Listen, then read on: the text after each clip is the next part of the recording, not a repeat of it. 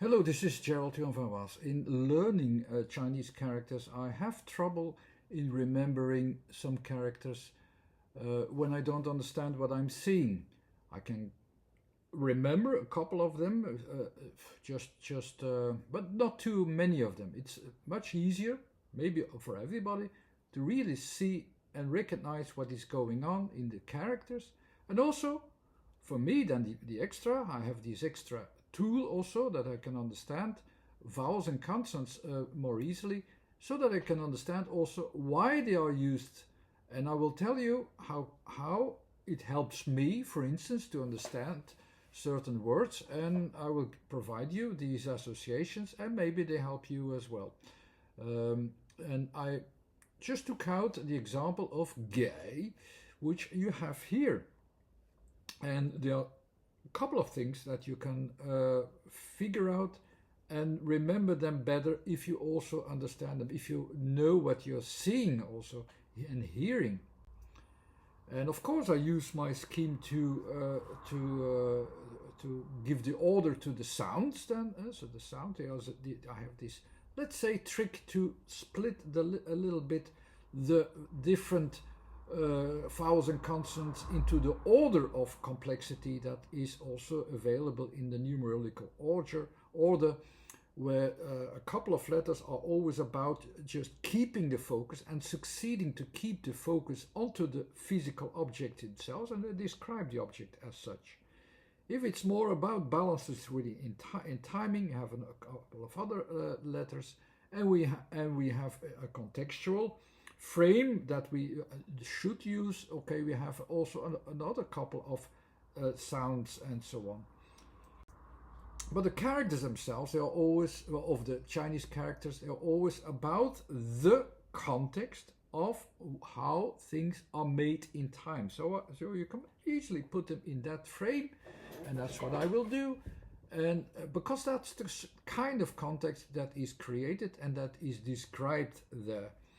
And you see that the character is in two parts, and so of course it has two parts as well. But the general focus of every character is about, okay, it is about timing, these green arrows, and it's about engaging yourself in the timing, and also go through the whole process and engage yourself in also applying to the gravity of how you have to adapt into that process so that you can get a good result. And the word itself means to give. So how do I remember it? The first thing is, of course, how can I recognize the characters? That's the first thing. I can recognize the origins of the characters. Not always a good thing, because they are not always associated with time that much. So it could work very well, but it could also not provide everything, because we also don't remember all the oracle bones associations. Well, we don't remember all of the associations well. The abstract thing as well, we can not always remember that, but just try to see, okay, what are the separate characters? And so we start from there. So first I want to know what the characters mean. So that's what I analyze. I see, okay, what's the first character that I see here, and what's the second one? And they exist as separate characters. That makes it easy. So the first one is C, and it refers actually to the silk that is the silk that is derived, and that you can in the end, as an end product, that you can use. It's also a product of value, of also almost like a kind of elite value from where everything starts, the whole culture, the whole economy starts, and so on. So it is that kind of starting point with a certain value. The second part, it breaks open, and you first have the number one, and then the working field, which is also like the number 10 in a way. So it is this working field in which you can have a 1 into 10. So you can also have an application of like a numbering application. That's how I could also associate it. And it's pronounced as girl, and this is associated with a tenth, for instance. which remind me very much the story that I already see unfolded of the 10th principle in Europe, where the farmers used to have taxes of 10%, which is about 40% less that we have at this time in our country, without even the taxes on every product, every action that we do. Nevertheless, so we had a better time in those days. 1/10. So it was something here. In this case, it is. Let's say it's a given value. What is granted there, which is a beneficial thing that you have from it. And the g sound, which is now associated in here, the second symbol is not always pronounced as such, but in here it has that association because it's pronounced in a full word into that direction. The g is always a classifier as well, so that you the kind of counting. So you start counting from there's a kind of calculation. What do I have? How much do I have? And that kind of association. Most of the time, actually, it is pronounced as h, if I pronounce it well, because I still have problems with for not making mistakes with tones. I still have to figure out the exact points where the tones change and differ. You can't find much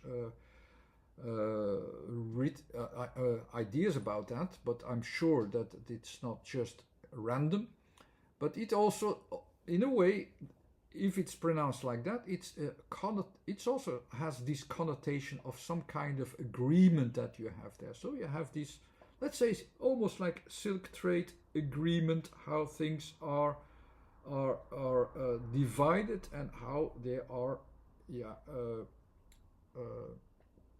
giving that kind of calculation in the end. So it is that tone in there is about to give or for someone or in benefit of someone as well, like with the 10th as well. And then we come to the second part that helps me, because it's not just a character, it's also about pronunciation, which the basis of pronunciations are the letters that we have in Roman letters, or how we can associate them, these sounds in the Roman letters. And it is also written in Roman letters as well, so that we can analyze it also more easily and remember it more easily and so on. So it is with the G, E and I. And the G is always associated with the third category, the context, and it's also about a context of a bigger value in the same thing. So I can also immediately recognize the E engages this bigger value and insert it somewhere.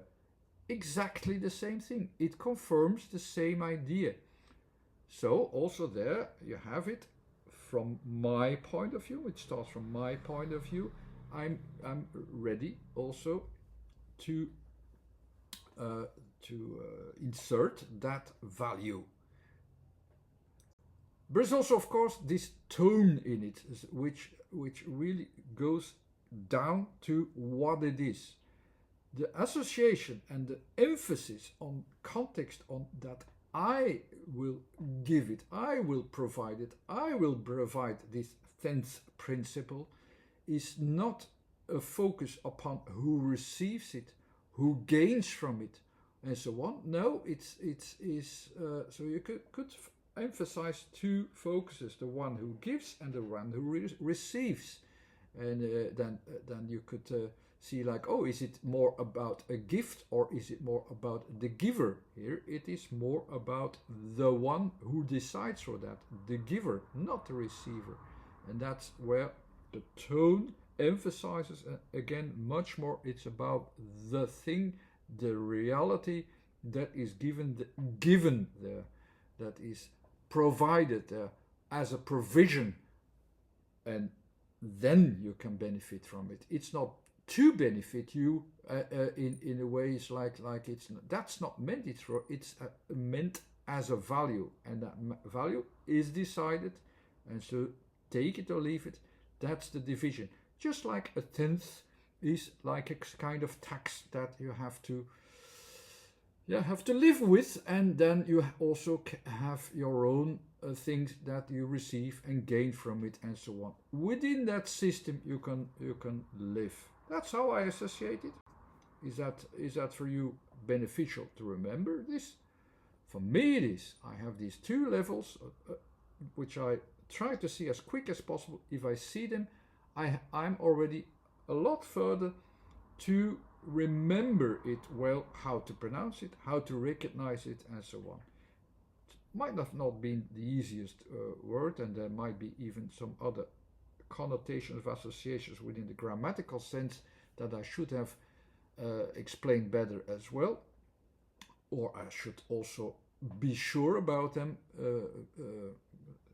as well. But I think this approach, for me it helps, and I think it was maybe good enough to provide that to you as well. Okay, thanks again. Bye.